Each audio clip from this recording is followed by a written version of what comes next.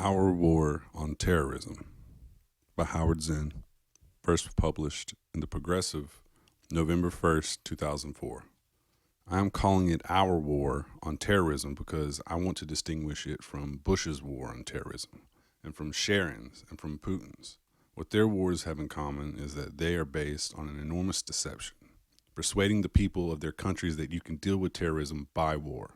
These rulers say you can end our fear of terrorism, of sudden, deadly, vicious attacks, a fear new to Americans, by drawing an enormous circle around an area of the world where terrorists come from, Afghanistan, Palestine, and Chechnya, and can be claimed to be connected with Iraq, and by sending in tanks, planes to bomb and terrorize whoever lives within that circle.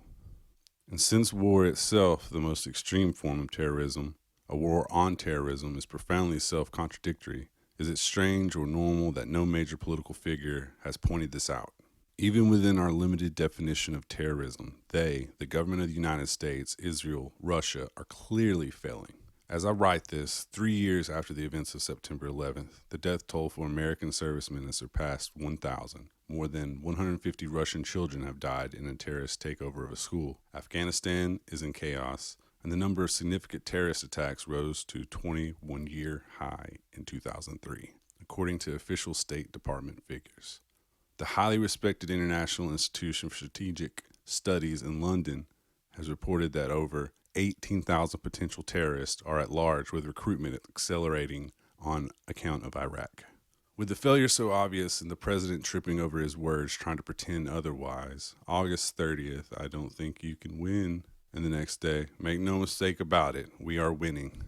It astonishes us that the polls show a majority of Americans believing the president has done a good job in the war on terrorism.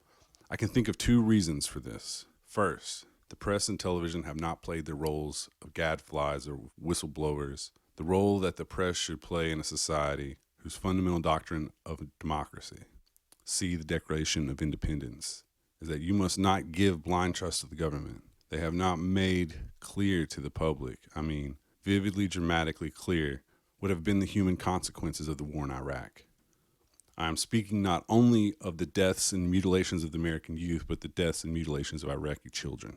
I am reading at this moment an American bombing of houses in the city of Fallujah, leaving 4 children dead, with the U.S. military saying this was a part of a precision airstrike. This was a part of a precision strike on a building frequently used by terrorists. I believe that the American people's natural compassion would come to the fore if they truly understood that we are terrorizing other people by our war on terror. A second reason that so many people accept Bush's leadership is that no counter-argument has come from the opposition party. John Kerry has not challenged Bush's definition of terrorism. He has not been forthright. He has dodged and feinted, saying that Bush has waged the wrong war in the wrong place at the wrong time. Is there a right war at a right place at a right time? Kerry has not spoken clearly, boldly, in such a way as to appeal to the common sense of the American people, at least half of whom have turned against the war, with many more looking for the wise words that a true leader provides.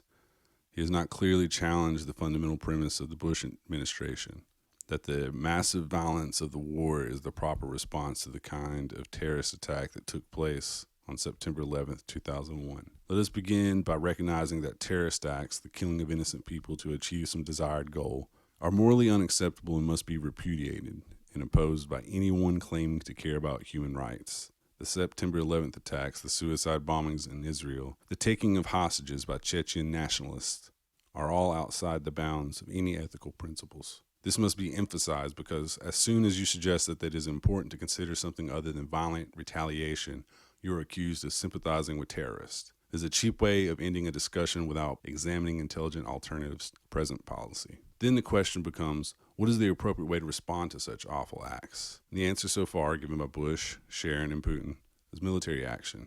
We have enough evidence now to tell us that this does not stop terrorism, may indeed provoke more terrorism, and at the same time leads to the deaths of hundreds, even thousands of innocent people who happen to live in the vicinity of suspected terrorists. What can account for the fact that these obviously ineffective, even counterproductive responses have been supported by the people of Russia, Israel, and the United States? It's not hard to figure that out. It is fear, a deep, paralyzing fear, a dread so profound that one's normal rational faculties are distorted, and so people rush to embrace policies that have only one thing in their favor. They make you feel that something is being done, In the absence of an alternative, in the presence of a policy vacuum, filling that vacuum when the decisive act becomes acceptable. When the opposition party, the opposition presidential candidate, can offer nothing to fill that policy vacuum, the public feels it has no choice but to go along with what is being done. It is emotionally satisfying even if rational thought suggests it does not work and cannot work. If John Kerry cannot offer an alternative war, then it is the responsibility of citizens with every possible resource they can muster to present such alternative to the American people. Yes, we can try to guard in every possible way against future attacks by trying to secure airports, seaports, railroads, and other centers of transportation. Yes, we can try to capture known terrorists, but neither of those actions can bring an end to terrorism, which comes from the fact that millions of people in the Middle East and elsewhere are angered by American policies. And out of those millions come those who will carry their anger to fanatic extremes. The CIA senior terrorism analyst, who has written a book signed Anonymous, has said bluntly that U.S. policies supporting sharing and making war on Afghanistan and Iraq are completing the radicalization of the Islamic world.